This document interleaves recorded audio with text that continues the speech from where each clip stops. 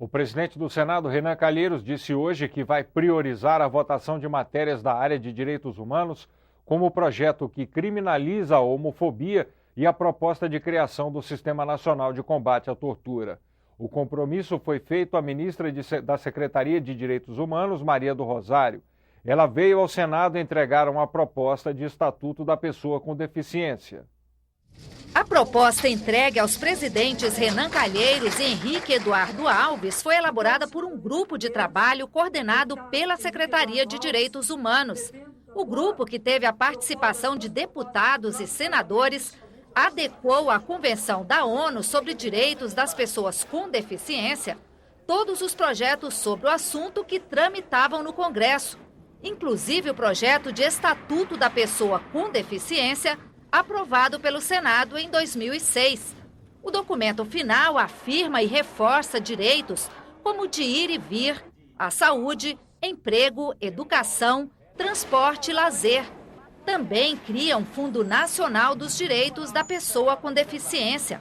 Segundo o IBGE, 24% da população brasileira tem algum tipo de deficiência. São quase 46 milhões de pessoas que vão ser beneficiadas com o novo estatuto. O nosso desafio no Brasil é assegurarmos que a Agenda de Direitos Humanos de Cidadania Plena, a agenda que a Constituição de 88 inaugurou, de direitos plenos, de igualdade, de reconhecimento de todos os brasileiros e brasileiras, também esteja presente na vida de todos os brasileiros e brasileiras, incluindo, então, as pessoas com deficiência. O projeto apresentado pelo Executivo vai substituir todas as propostas sobre o assunto que tramitam no Congresso Nacional. A ministra Maria do Rosário saiu daqui com a promessa dos presidentes da Câmara e do Senado de que o texto deverá ser aprovado nas duas casas até o final do ano. Nós assumimos compromisso aqui, e os senhores deputados sei que vão honrar a nossa palavra, de hoje mesmo vamos designar a deputada Mara como relatora desse projeto. Uma exigência que eu vou lhe fazer, que no início de outubro, ou durante o mês de outubro, você nos entregue, portanto, o seu relatório, para que a gente possa votar na Câmara em outubro, para que o Senado possa votar aqui ainda até o final desse ano, para que a gente possa compensar aquilo que nós fizemos. Nós estamos fazendo uma agenda das matérias que podem rapidamente tramitar, tanto na Câmara quanto no Senado. E a primeira dessas matérias, sem dúvida nenhuma, é o Estatuto da Pessoa com Deficiência Física. Projeto da tortura, o projeto da homofobia, né? Essas coisas terão que ser priorizadas, a exemplo do que nós já vamos fazer com o Estatuto da Pessoa com Deficiência. E o presidente do Senado recebeu hoje representantes do Conselho Federal de Medicina. Eles querem a votação do projeto que define o ato médico. A audiência com o presidente foi para pedir que o senador Renan Calheiros coloque o projeto na pauta do plenário. A proposta regulamenta a profissão de médico e define quais são as atribuições exclusivas da categoria. O texto está no Congresso há 12 anos e já foi aprovado uma vez em cada casa. Agora, aguarda uma segunda votação no Senado. Esse projeto ele foi consensuado em 2006, mas como lideranças de outras profissões foram mudadas, se levantam novas questões. Na realidade, acho que com a intenção apenas de obstruir a tramitação do projeto, mas ele está claramente maduro e pronto para ser votado no plenário. A medicina é a mais antiga profissão da área de saúde. Mas, por incrível que pareça, é a única que não é regulamentada. Unanimidade, nós nunca vamos conseguir. Raramente se consegue unanimidade na sociedade. Mas nós temos absoluta consciência de que a grande maioria dos profissionais da saúde já concordam e aceitam a votação do projeto que regulamenta a medicina. A proposta para regulamentar o trabalho doméstico será entregue nesta quarta-feira ao presidente do Senado. Durante 2 meses, uma comissão de deputados e senadores detalhou como os novos direitos serão garantidos na prática. Enquanto o relator termina o texto, o governo se organiza para fazer cumprir a emenda constitucional. Está na internet, um portal do governo para facilitar a vida do empregador doméstico. Por enquanto, os patrões podem apenas se cadastrar no E-Social. Para emitir o boleto único do INSS, Fundo de Garantia e Imposto de Renda, eles vão ter que esperar a emenda das domésticas ser regulamentada. Nesse período em que é opcional, as pessoas entrem, se familiarizem, tenham acesso à informação e vejam que vai ser possível cumprir as obrigações que foram criadas para o trabalhador doméstico de uma forma relativamente simplificada. No Senado, o relator do projeto que regulamenta os direitos ouviu as reivindicações das centrais sindicais. Os trabalhadores garantiram pelo menos uma vitória. Os patrões vão ter que pagar em dinheiro as primeiras 40 horas extras mensais. O excedente vai para um banco de horas. Os trabalhadores querem que ele seja compensado a cada 3 meses e não anualmente, como está no texto original. Em outro ponto polêmico, a categoria não convenceu o relator a reconhecer como doméstica quem trabalha 2 vezes por semana na mesma casa. A partir de 2 dias fica claro que passa a ter vínculo, então esse é um ponto que, apesar da sugestão das centrais, eu estou mantendo no relatório. A gente entende que 2 dias é vínculo, né? E aí não houve esse acordo, né? Mas a gente vai continuar lutando. O senador Romero Jucá, que defendia a divisão das férias em até 3 períodos, acatou a proposta das centrais de apenas 2 intervalos. O relatório vai manter a redução do INSS pago pelos patrões de 12% para 8% e aumentar a alíquota do FGTS de 8% para 11,2%.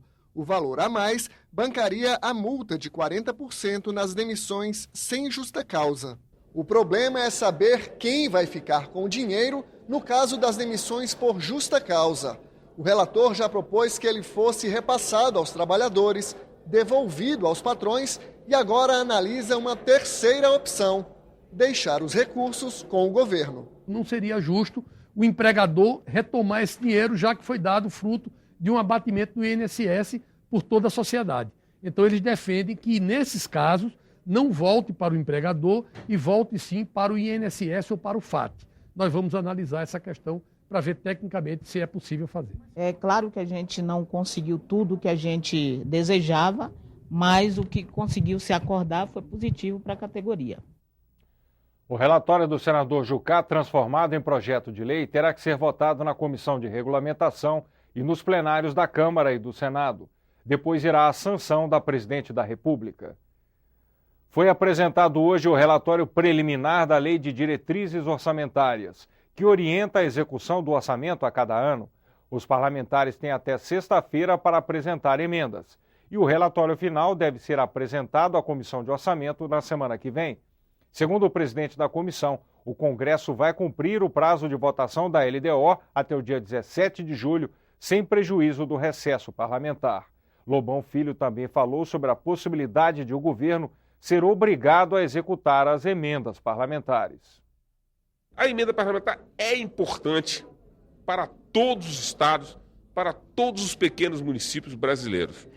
E ela não vem sendo cumprida pelo Executivo, que em geral contingencia essas emendas parlamentares em 90%, 80%, ou não libera nada, não libera os da oposição, ou seja, é um instrumento do governo de pressão. E o parlamentar, de uma forma geral, quer, mesmo aqueles da base aliada, é importante que se diga que isso não é um movimento de oposição, é um movimento de quase todos os partidos, de que, não que seja impositivo, mas que haja uma negociação aí, dizendo o seguinte: se houver um contingenciamento do orçamento, ou das verbas de investimento, que se contingencie no mesmo percentual, na mesma proporção, as verbas parlamentares. Empresas de telefonia móvel poderão ser autorizadas a alugar suas redes para ajudar na localização de pessoas desaparecidas. É o que prevê um projeto aprovado no Senado e que seguiu para a sanção presidencial. Uma dúvida que já dura 18 anos. Em 1995, o padeiro José Cassiano de Oliveira saiu de casa para uma consulta médica e nunca mais voltou. A mulher dele e o filho até hoje sofrem com a incerteza. De repente, a pessoa desapareceu e você não tem mais o contato com aquela pessoa, então fica o vazio. Pois eu peço muito, sabe? Para Deus mostrar um caminho, que a gente, uma solução que a gente saiba de notícia, uma notícia verdadeira, que ele ou seja vivo ou morto, porque a gente ficou na dúvida, né? Que não sabe o que aconteceu. O governo brasileiro não sabe ao certo quantas são as pessoas desaparecidas no país. Pesquisas estimam 50 mil novos casos a cada ano. O projeto aprovado pelo Senado autoriza o uso das redes de telefonia celular para a localização das vítimas. Esse nível de mapeamento só é possível se houver autorização. Cada aparelho tem que, através, inclusive, da decisão do seu usuário, colocar o seu aparelho em disponibilidade para ser localizado.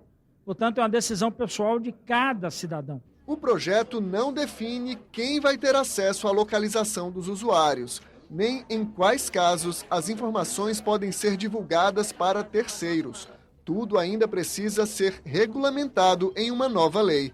Mas, segundo a Agência Nacional de Telecomunicações, a Anatel, nem todos os aparelhos disponíveis no mercado brasileiro têm o sistema de geoposicionamento por satélite, o GPS. Mesmo desligado, é possível você ter um dispositivo que localize. Agora, vai ter que também dar um tempo para a indústria para implementar, porque nem todos os usuários hoje têm aparelhos com essa funcionalidade. Outro problema é como proteger a privacidade. Mas, para o relator do projeto na Comissão de Direitos Humanos, o benefício é maior do que o risco. A invasão de privacidade, ela já ocorre inadvertidamente. E nós estamos falando de uma possibilidade tecnológica de ajudar pessoas numa situação em que elas estejam precisando de apoio para serem encontradas. O relator na Comissão de Ciência e Tecnologia explica que o sistema pode ter outras aplicações, como o envio de mensagem pelo celular a usuários que estejam em áreas de risco. Experiência testada na Espanha durante os ataques terroristas no metrô de Madrid em 2004. Pelos celulares, o Centro de Emergência saiu avisando a todas as pessoas que estavam na redondeza que havia ali uma situação de risco. Não só para buscar socorro, buscar ajuda, como para desobstruir a área, para que as ambulâncias pudessem chegar, como também para evitar que as pessoas chegassem a esse local onde tinha ocorrido essa explosão. Na página da TV, na internet, você pode rever as principais reportagens desta edição. O Jornal do Senado termina aqui. Boa noite e até amanhã.